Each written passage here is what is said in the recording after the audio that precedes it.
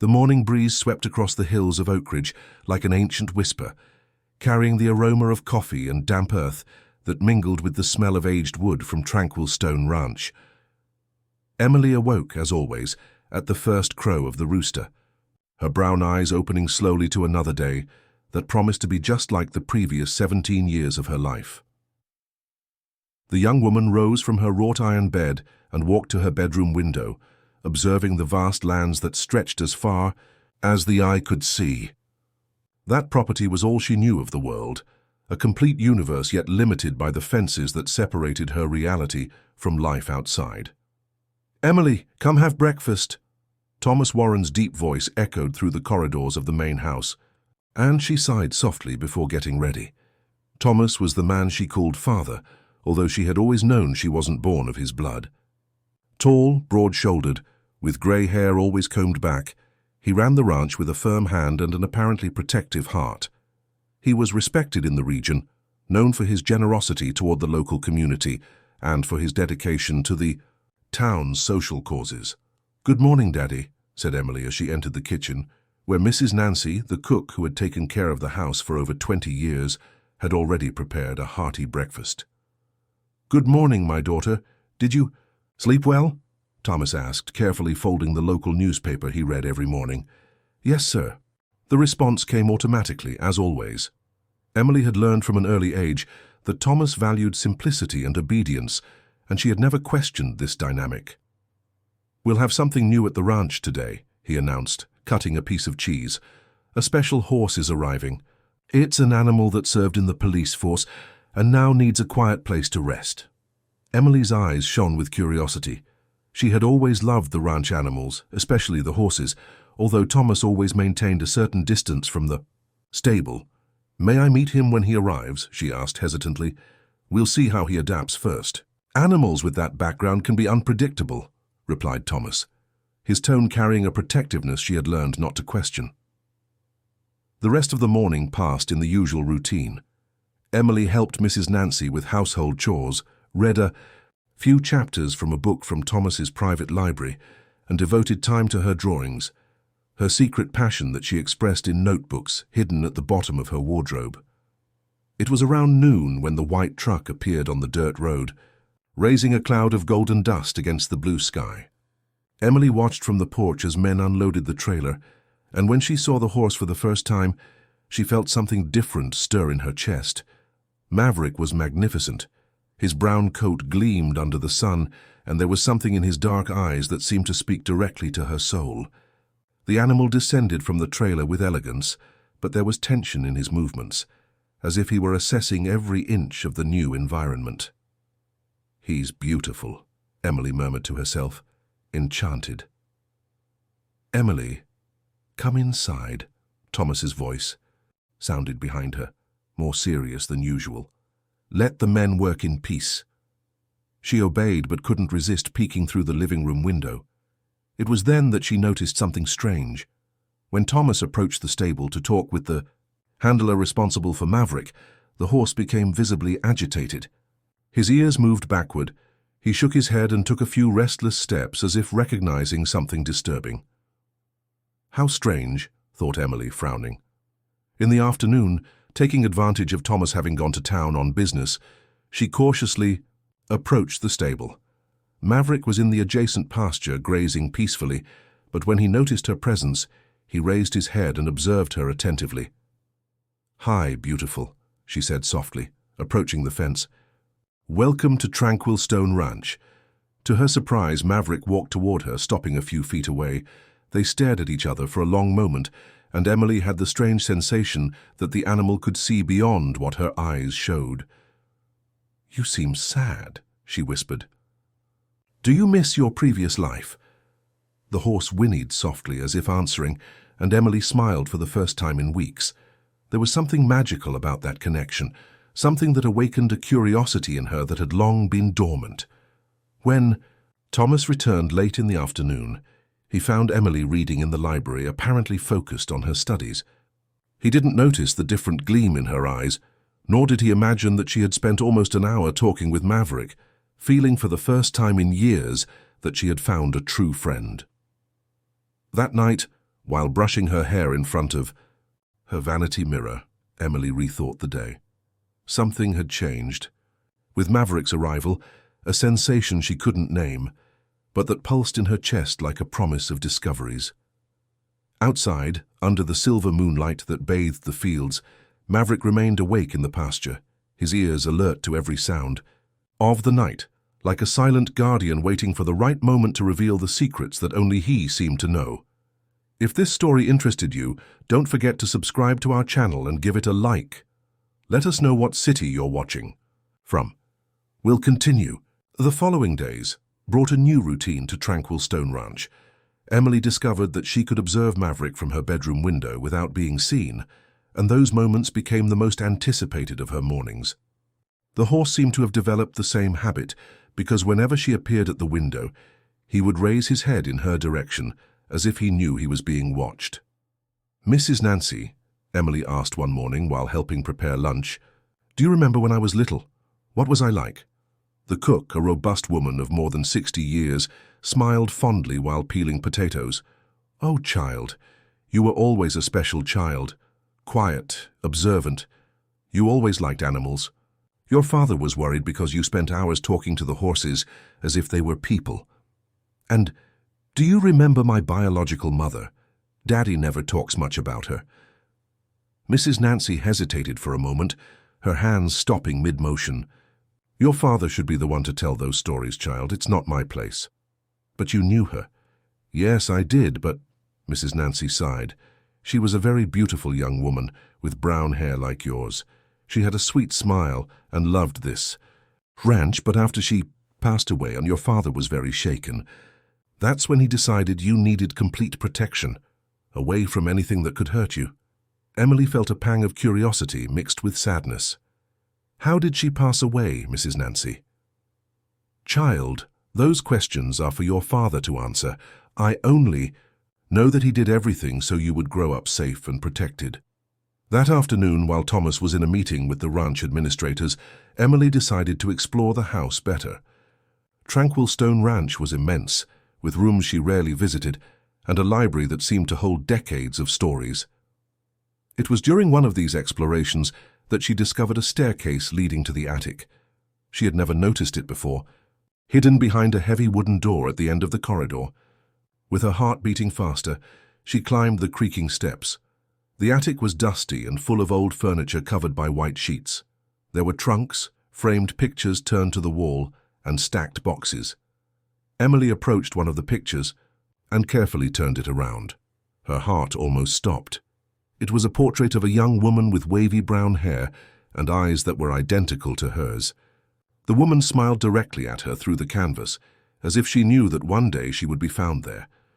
In the lower right corner of the picture there was a signature: "To my dear Emmy, with all my love, Elaine." "Emmy?" murmured Emily. No one had ever called her that, but something about that nickname sounded familiar, like a song she had known for a long time.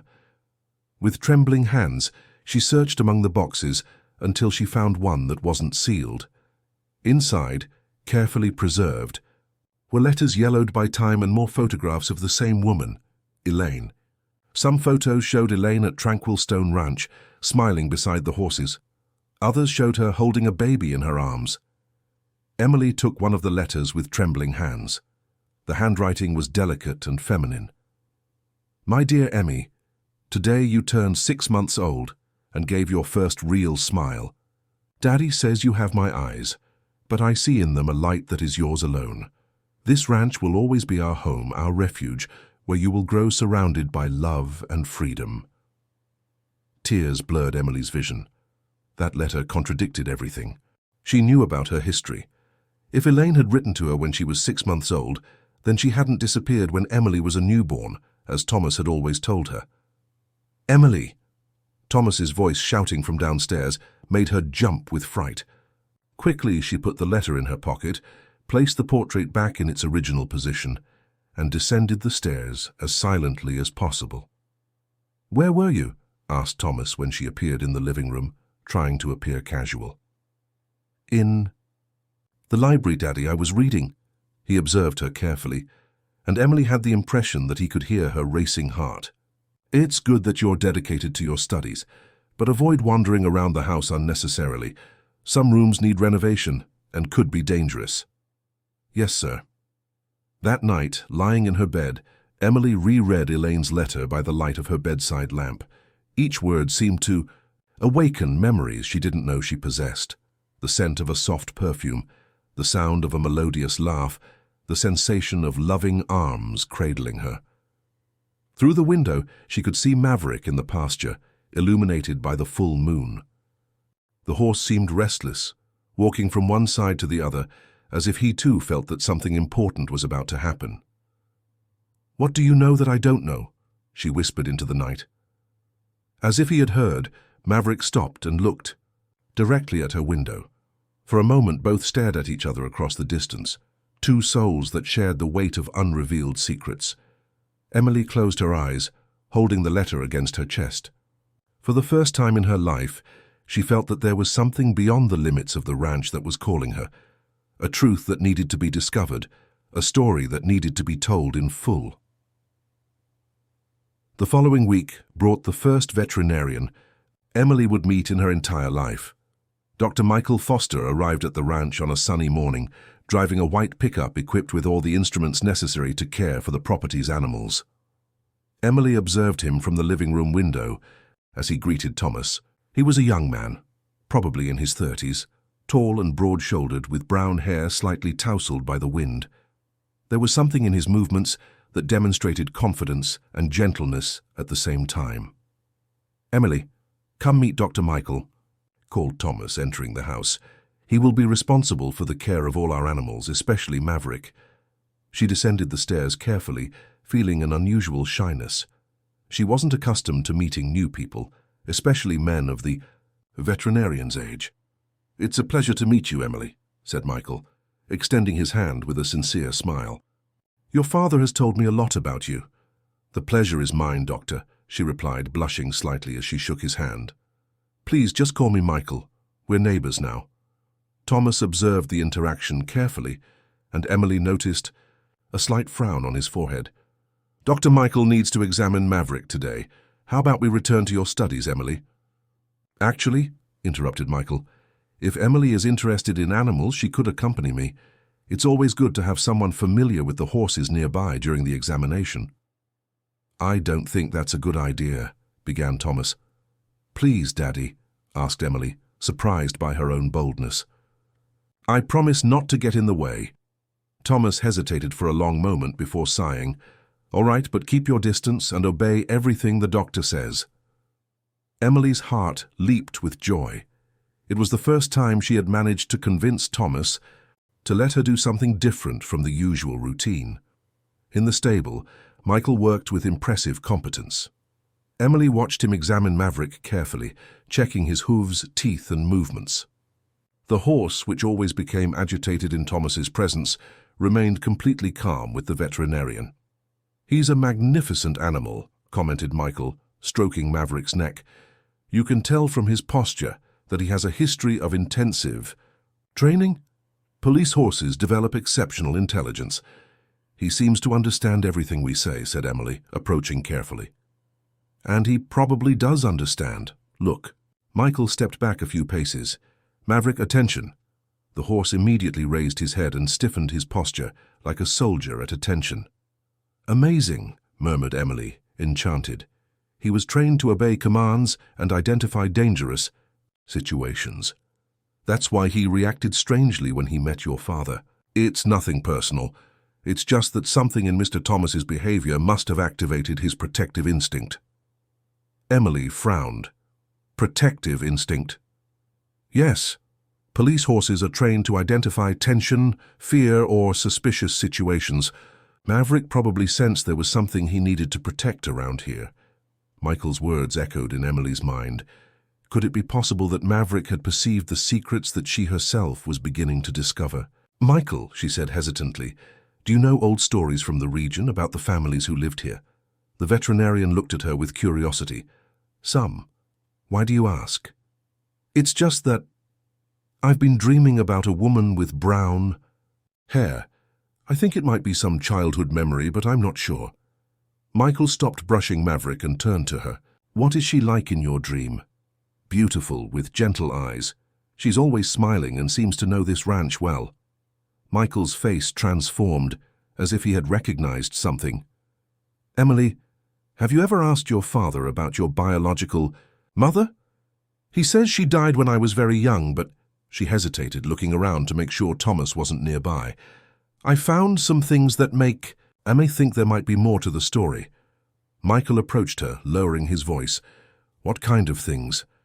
Emily pulled Elaine's letter from her pocket, where she had kept it since finding it. This letter, it's from my mother, but it was written when I was already 6 months old.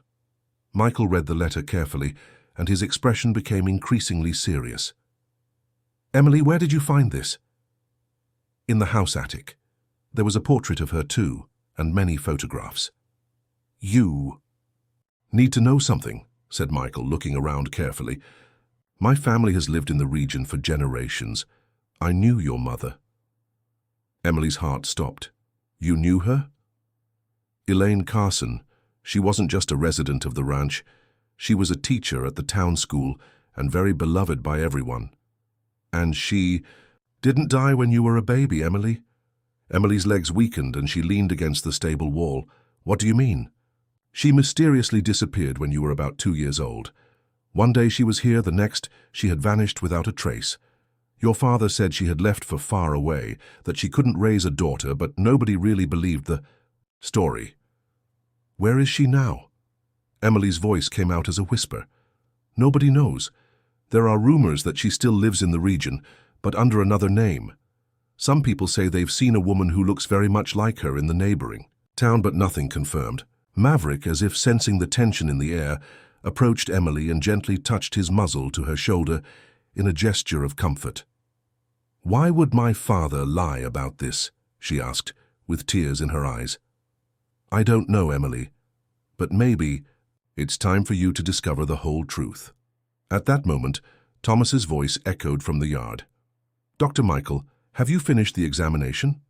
Michael and Emily exchanged glances, and he gestured for her to hide the letter. Yes, Mr. Warren, Maverick is in perfect health, replied Michael, returning to work as if nothing had happened. But Emily knew that nothing would be the same again. For the first time in her life, she had an ally in her search for the truth, and Maverick, with his silent wisdom, seemed to approve of the alliance that had just been formed. The days following Michael's revelation brought a complete transformation to Emily's routine. For the first time in her life, she felt truly alive, as if a dormant part of her soul had awakened. Each morning brought the expectation of new discoveries, and each conversation with Maverick seemed to carry deeper meanings. Michael returned to the ranch 3 days later, this time bringing medications for the horses. Emily awaited him anxiously on the porch, and when Thomas moved away to answer a call, they finally were able to talk privately. I've spent the last few days thinking about our conversation, said Michael, approaching her in the stable. And I took the liberty of asking some discreet questions in town. Emily's heart accelerated. And did you discover anything? I discovered that there's a woman named Hannah Smith who works at a flower shop in Millbrook. People say she bears a striking resemblance to Elaine Carson. Hannah Smith. Emily repeated the name, feeling it familiar on the tip of her tongue. Do you think it could be her? There's only one way to find out. Michael hesitated for a moment. Emily, I know it's a difficult decision, but would you like to go there with me? The question hit Emily like lightning. Leave the ranch? She had never set foot beyond the property limits since she could remember. I don't know if I can. Daddy has never let me leave here. What if we said you need to accompany me on a veterinary consultation at another ranch? Technically, it wouldn't be a lie. We're going there to take care of something very important to you. Emily looked at Maverick, who was grazing peacefully in the pasture. The horse raised his head as if he felt her gaze and trotted to the fence, touching his, a muzzle to her extended hand. He wants me to go, she murmured. I can feel it. Then it's a sign, smiled Michael. That afternoon, Emily gathered courage to talk with Thomas. She found him in the office analyzing ranch papers. Daddy, may I speak with you? Of course, my daughter. What is it? Dr. Michael. Said he needs my help on a consultation at another ranch tomorrow. It seems there's a mare that won't let herself be examined by strangers, and he thought I could help calm her down. Thomas raised his eyes from the papers, studying her face carefully. What ranch is this? Near Millbrook. It will just be a few hours. The silence extended for long minutes. Emily could hear her own heart beating as she waited for the answer. Emily, said Thomas finally, you know I worry a lot about your safety. The world out there can be dangerous for someone like you who grew up protected. I know, Daddy, but it will just be a consultation and I'll be with Dr. Michael the whole time. Thomas sighed deeply. All right, but I want you to return before nightfall and don't leave the doctor's side at any moment. Emily could barely contain her joy. Thank you, Daddy, I promise I'll be very careful. That night she could hardly sleep. Through the window she observed Maverick under the moonlight and whispered, Tomorrow I might meet my real mother. Do you think she'll like me? The horse raised his head in her direction and remained that way for a long moment, as if transmitting strength and courage across the distance. The next morning arrived with the bluest sky Emily had ever seen. Michael arrived promptly at 9 o'clock, and she climbed into the pickup with hands trembling from nervousness and expectation. Are you nervous? He asked, noting her agitation. Very. What if she's not my mother? And if she is, but doesn't? I want to see me. Michael extended his hand and gently touched hers. Then at least you will have tried to discover the truth. That's already braver than most people manage to be. The touch of Michael's hand sent a wave of warmth through Emily's arm. It was the first time a young man had touched her, and the sensation was both comforting and disturbing.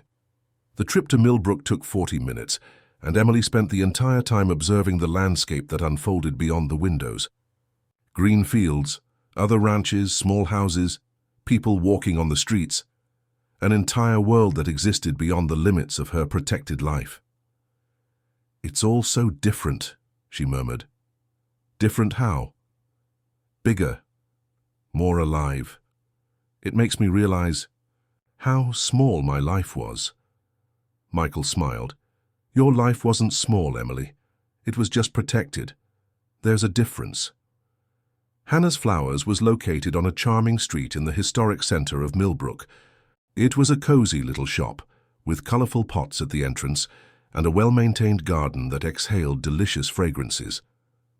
Ready? Asked Michael, parking the pickup. Emily breathed deeply. Ready? They entered the shop, and a woman of about 40 approached to attend them.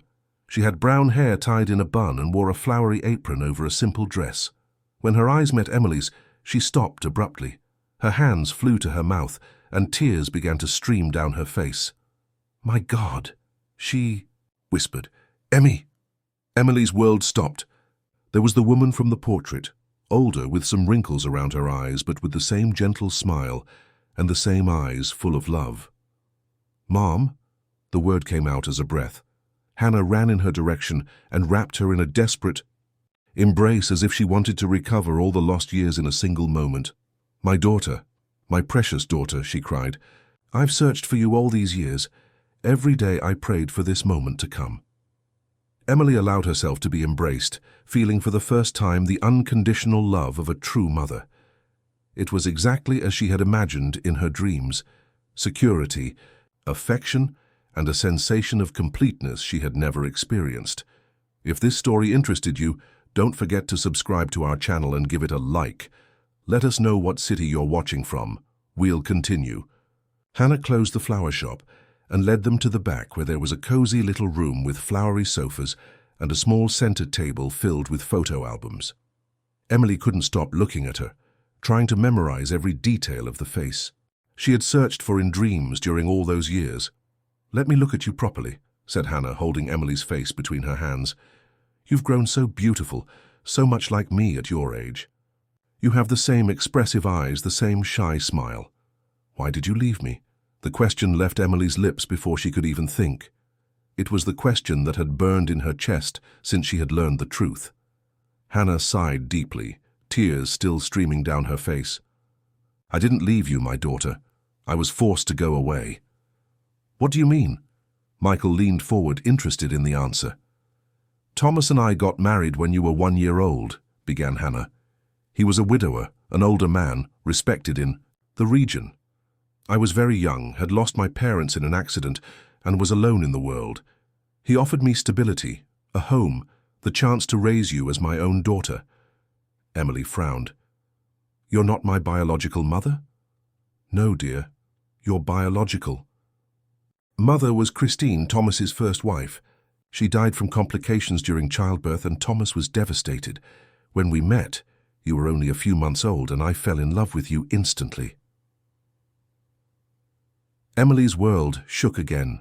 More secrets, more truths that contradicted everything she thought she knew about her life. "But what happened? Why did you have to leave?"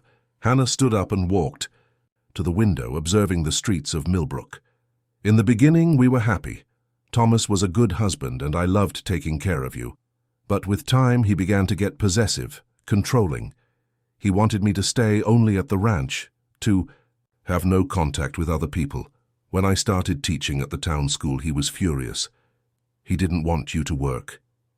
It wasn't just that. Thomas was afraid I would discover things about his past, about Christine. There were rumors in town. People said she hadn't died from childbirth complications, that there was something more to the story." Michael and Emily exchanged glances, the tension growing in the air. "What kind of rumors?" asked Michael. "They said that Christine tried to escape from the ranch when you were about to be born, that she was terrified, that she wanted to leave because Thomas had become violent and controlling. On the night she tried to escape, she had complications with the childbirth and didn't survive." Emily felt nauseous. "Are you saying that my father—" "I don't know if it's true, dear. There was never any proof, just rumors. But when I started asking questions, when I tried to investigate on my own, Thomas became increasingly aggressive. He began to threaten me, said that if I continued digging into the past, something bad could happen to me too."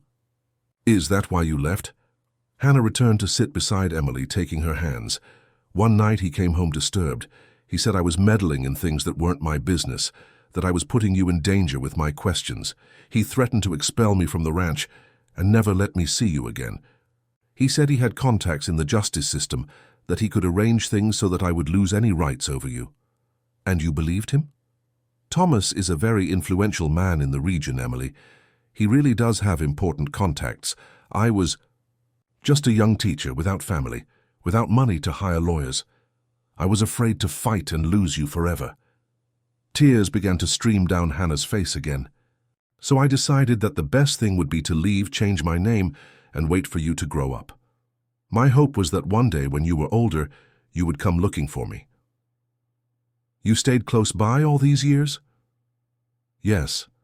I couldn't move far away from you. Every Sunday I would go to the church in Oakridge, just to have a chance to see you from afar. Sometimes I could glimpse you in the ranch window when I passed on the road." Emily remembered having seen a woman on a bicycle passing on the road. On Sundays, always stopping to wave. Thomas always ordered her to leave the window at those moments. "It was you," she whispered. "The woman on the bicycle." Hannah smiled through her tears. "It was me trying to maintain a connection with the daughter of my heart." Michael, who had remained silent during the conversation, leaned forward. "Hannah, do you have any proof of what you're saying? Any document, letter, anything that could help Emily?" "Yes, I do." Hannah stood up and went to get a box from a shelf. "I kept everything, certificates, photographs, letters that Thomas wrote to me at the beginning of our marriage, documents from the registry office, and I also have—" She hesitated. "What else?" asked Emily. "Christine's diary. I managed to take it before leaving the ranch. She wrote in it until the day of your birth.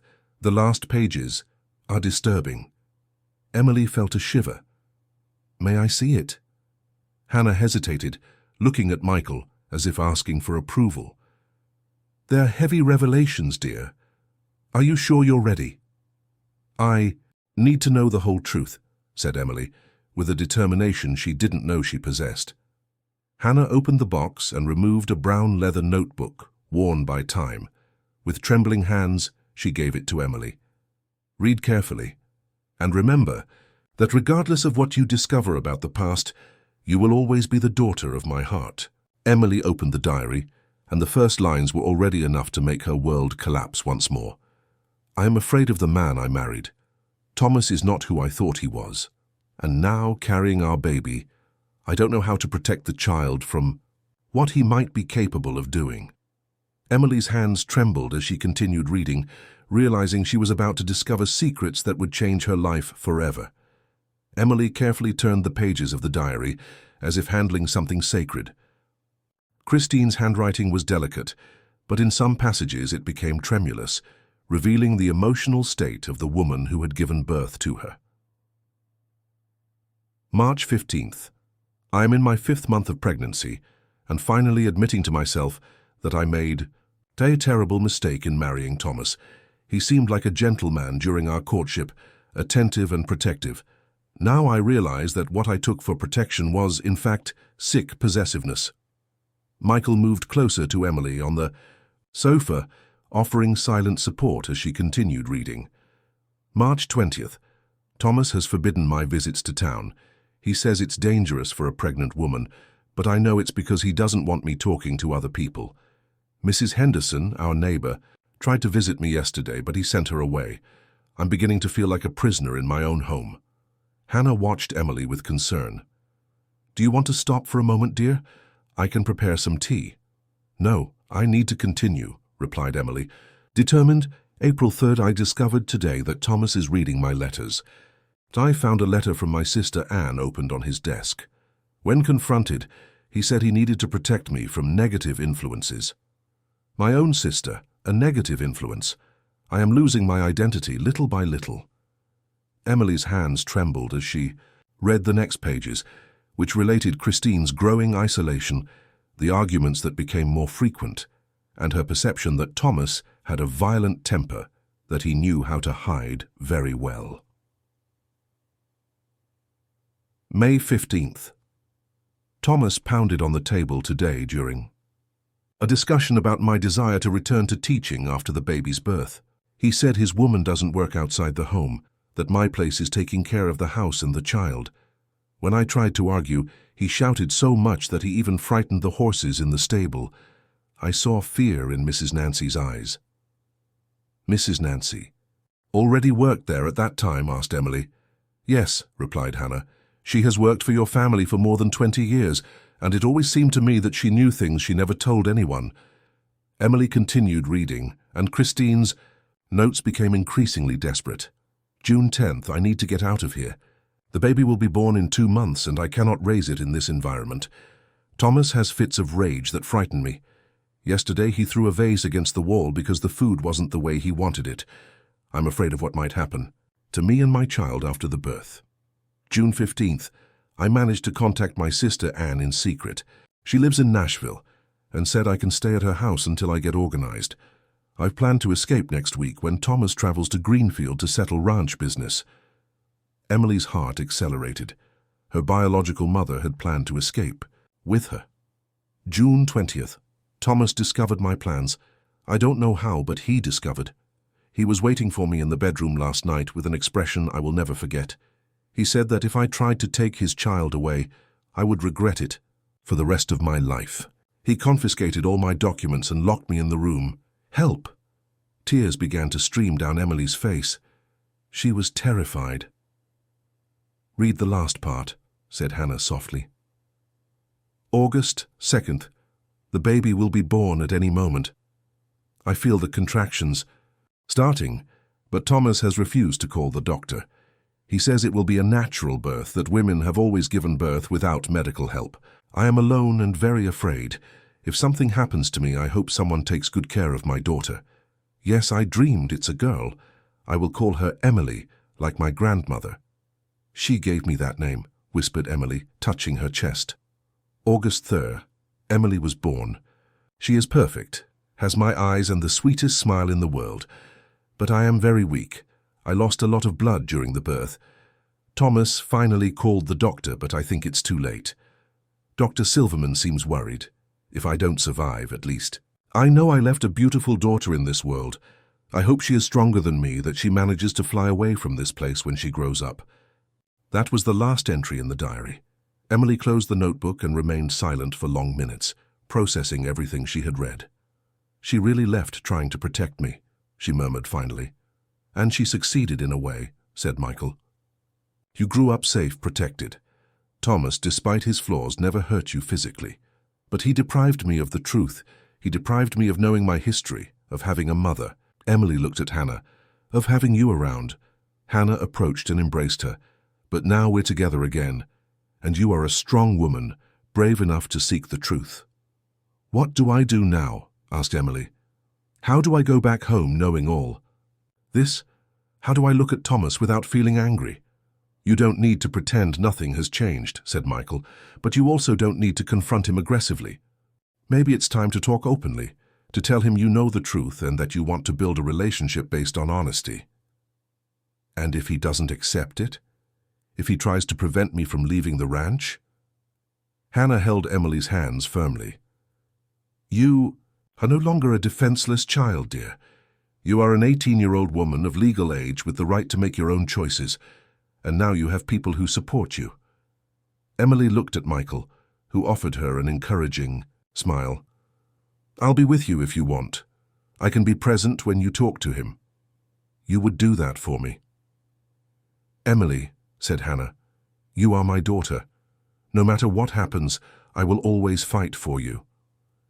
And Michael hesitated for a moment. I care a lot about you, more than I should considering we've known each other for such a short time. Emily felt her heart accelerate at his words. I also feel something special for you. Hannah smiled, seeing the obvious affection between the two young people. I think it's time to return to the ranch. Thomas must be worried and you have an important conversation ahead. Emily breathed deeply, feeling stronger and more determined than ever. You're right. It's time to face the past and build my future. As they prepared to leave, she thought of Maverick, who seemed to have sensed from the beginning that big changes were coming. The wise horse had been the catalyst for everything, and she could hardly wait to tell him that she had finally found her truth. The journey back to Tranquil Stone Ranch was made in contemplative silence. Emily observed through the pickup window, but this time she saw the landscape with completely different eyes. Each tree, each curve in the road, seemed laden with meanings that she was only beginning to understand. Michael drove carefully, occasionally casting concerned glances in her direction. Hannah had decided to accompany them, seated in the back seat, offering a silent but comforting presence. Are you feeling prepared? Asked Michael when they sighted the ranch gates. I don't know if anyone can be prepared for a conversation like this, replied Emily. But I know it needs to happen. When the pickup parked in the yard, Maverick immediately appeared in the pasture, galloping toward the fence as if he knew something important was about to happen. Thomas came out onto the porch, his expression quickly changing when he saw Hannah getting out of the vehicle. What's going on here? He asked, his voice laden with tension. Daddy, said Emily, getting out of the pickup with determination. We need to talk. All of us. Thomas looked from Hannah to Michael, then to Emily, clearly perceiving that something had drastically changed. Emily, come into the house now. No, she replied, surprising everyone, including herself. This time I won't simply obey without questioning. Thomas's face darkened. How dare you defy me? After all I've done for you, after how I've protected you all these years. Protected me from what? Emily stepped forward. From the truth. About my mother. From the truth about Hannah. From the possibility of me having my own life. You don't know what you're talking about. Yes, I do. I read Christine's diary. The words hit Thomas like a punch. He paled and leaned against the porch pillar. How did you get that? That doesn't matter now, said Hannah, approaching. What matters is that Emily deserves to know the whole truth. The truth, Thomas laughed bitterly. What truth? That her mother was an unstable woman who wanted to abandon you, who planned to run away taking my daughter. She wanted to flee because she was afraid of you, Emily exclaimed, tears springing to her eyes. Afraid of the controlling and possessive man you became. I would never hurt you or her. Maybe not physically, but there were other ways to hurt, said Michael, positioning himself beside Emily. The forced isolation, the control over every aspect of her life. And you, Doctor, what right do you have to meddle in my family's affairs? Thomas turned to him, his eyes flashing with anger. The right of someone who cares about Emily and wants to see her happy, replied Michael, without being intimidated. Thomas seemed to perceive for the first time the connection between the two. Young people. Ah, I understand. This is what's happening here. You seduced my daughter, filled her head with ideas, and now you want to take her away. Nobody is taking me away, said Emily firmly. I'm making choices. For the first time in my life, I'm making decisions for myself. You're a child. You know nothing about the world out there. I'm an 18-year-old woman, and you know that. Mrs. Nancy appeared at the kitchen door, clearly attracted by the shouting. When she saw Hannah, her hands flew to her face. Mrs. Hannah, she whispered, you've returned. Hi, Nancy, Hannah smiled sadly. How are you? Nancy said. Thomas harshly, go back to the kitchen. This doesn't concern you. Actually, it does, said Emily, looking at the cook. Mrs. Nancy, did you know the truth about my mother? The elderly woman looked nervously from Emily to Thomas. Child, You can speak, Nancy, encouraged Hannah. She deserves to know. Mrs. Nancy sighed deeply. Your mother was a good woman, child, sweet, gentle, but she was very afraid in the last months. She tried to tell me some things, but I was afraid to meddle where I wasn't called. What kind of things? Asked Michael. She said she wanted to take the child away, that it wasn't a place to raise a child. She said she was afraid of what might happen if she stayed there. Enough, shouted Thomas. Enough of digging up the past. Christine died, Hannah left, and I raised Emily the best way I knew how. Raised me keeping me prisoner of the truth, replied Emily, her voice firmer than ever. Raised me making me believe I had no one in the world but you. Because I wanted to protect you. From what? From love, from freedom, from having a family, from suffering, from abandonment, from the cruel world that hurts innocent people. But the suffering came anyway, Daddy. It came from the loneliness, from the feeling that something was missing in my life, from the dreams I had of a woman you said had died. Thomas turned to Hannah, and for the first time, his voice sounded broken. Why did you come back? Why didn't you leave things as they were? Because a daughter needs her mother, replied Hannah softly. And a mother never stops loving her daughter. You're not her mother. Not biological, but in my heart. And that's what matters.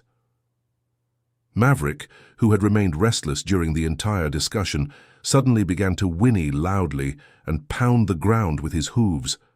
Everyone turned to him, and Emily had a sudden intuition. He's trying to tell us something, she murmured, walking toward the horse. Emily, don't approach him when he's agitated, said Thomas, but she ignored him. Maverick immediately calmed when she approached, but continued looking fixedly at a specific spot near the barn, the same location where he had been digging weeks ago. There's something buried there, said Emily, looking at Thomas. Something that Maverick knows needs to be found. Thomas's face paled completely. There's nothing there. Then you won't mind if we dig, said Michael, already walking toward the barn. No, Thomas shouted, running after him. Leave it in peace. But it was too late. Thomas's desperate reaction had confirmed that Maverick was right. There was something buried there, something he had tried to keep hidden all those years. What is it, Daddy? Asked Emily, tears streaming down her face. What else have you hidden from me? Thomas stopped in the middle of the yard, defeated. His shoulders slouched as if the weight of all the secrets had finally become impossible to bear. Christine's jewelry, he murmured. And the letters she wrote to you when you were a baby. I buried them because I didn't want you to know how much she loved you, because I was afraid you would choose her instead of me. Thomas's revelation fell on everyone like thunder on a clear day. Michael went to get a shovel from the barn, and under Maverick's watchful gaze began digging at the spot indicated by the horse. The earth was softer than it should be, evidence that it had been disturbed before. After a few minutes, the shovel hit something metallic. It was an ornate box, the kind used to store precious jewels. Inside, besides a set of jewelry that clearly belonged to a bride, there was a stack of letters yellowed by time, all addressed to my dear Emily. Every night, after you were born, Christine would write a letter to you, said Thomas, his voice broken with emotion. Even when she was very weak, she insisted on writing. She said she wanted you to know when you grew up how much you were loved from the first moment. Emily took the letters with trembling hands. There were more than 40 of them, one for each day of Christine's short life after childbirth. Why did you hide this from me? She asked, tears silently streaming down her face. Thomas approached slowly, like a defeated man who finally decides to surrender his weapons. Because I was afraid. Afraid that you would know she wanted to run away from me, that she wasn't happy here. Afraid that you would blame me for her departure. You blame yourself, said Hannah softly. That's it, isn't it? You blame yourself for her departure. Thomas sat on the ground, suddenly looking much older than his 50-some years. If I had listened to her, if I had let her be who she was, instead of trying to mold her into what I thought a wife should be, maybe she would still be here. Daddy, Emily knelt beside him, you can't carry this guilt forever. People make mistakes, especially when they act out of fear. But I deprived you of knowing your own history. I deprived you of Hannah, who loves you like a true daughter. Hannah approached and gently touched Thomas's shoulder. Thomas, you took good care of her. Emily grew up loved, protected, educated.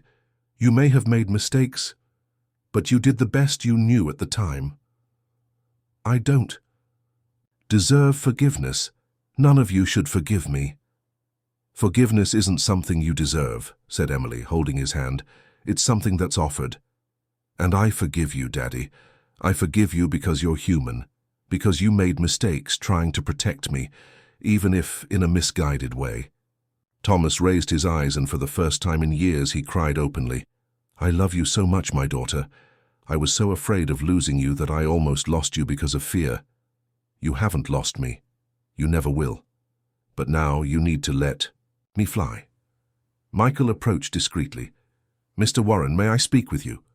Thomas raised his head, wiping away tears. Are you going to ask for my daughter's hand? I'm going to ask for your blessing to court her, the right way, with honesty and respect. And if I say no, Michael smiled, then I'll keep trying to earn your respect until you say yes, because I intend to spend a lot of time by Emily's side, and I'd like it to be with your approval. Thomas, observed the young man for a long moment, then looked at Emily, who was holding her mother's letters against her chest. She chose you, he said finally. And my daughter has always been intelligent in making choices. If it makes her happy, then you have my blessing. Emily stood up and ran to embrace Michael, who wrapped her in his arms tenderly. I love you, she whispered in his ear. I love you too, he replied, gently kissing her forehead. Hannah observed the scene with tears of joy in her eyes. Christine would be proud, she murmured. Her daughter grew up strong and brave. Like her, agreed Thomas, slowly standing up. Hannah, can you forgive me too? I know I don't deserve it, but we all deserve a second chance, Thomas. And if Emily can forgive, so can I. Maverick, who had observed the entire scene with his wise eyes, calmly approached and touched his muzzle to Emily's shoulder, as if approving everything that had happened. Thank you, she whispered to the horse. Thank you for helping me find the truth. 3 months later, Tranquil Stone Ranch had completely transformed. Hannah had moved to a nearby house and visited regularly, helping to care for the property and developing a true maternal relationship with Emily. Michael had become more than the ranch veterinarian. He was now officially Emily's boyfriend, with plans for marriage the following year. Thomas, transformed by the experience, had learned to be a father who supported instead of controlled. Are you happy? Asked Hannah one afternoon as they prepared dinner together in the kitchen. Happier than I ever imagined possible, replied Emily, smiling. I have a real family now. You, Daddy, Michael, even Maverick is part of it. And your plans? What do you want to do now that you have the freedom to choose? Emily looked out the window, where Michael was talking with Thomas in the pasture, both watching Maverick gallop freely under the golden late afternoon sun. I want to study veterinary medicine, she said.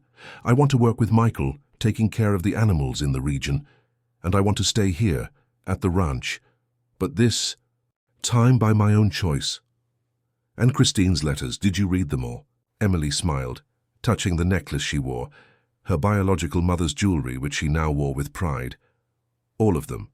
And through them, she taught me that true love doesn't imprison, it liberates, that a mother wants to see her daughter fly, not stay trapped in a golden cage."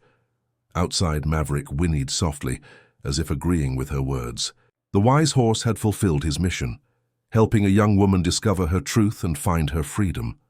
And so, under the infinite sky of Tennessee, with the aroma of coffee and moist earth being carried by the wind, Emily finally understood that she was where she had always belonged, not as a prisoner of secrets, but as the owner of her own story, surrounded by the true love of those who allowed her to be exactly who she was.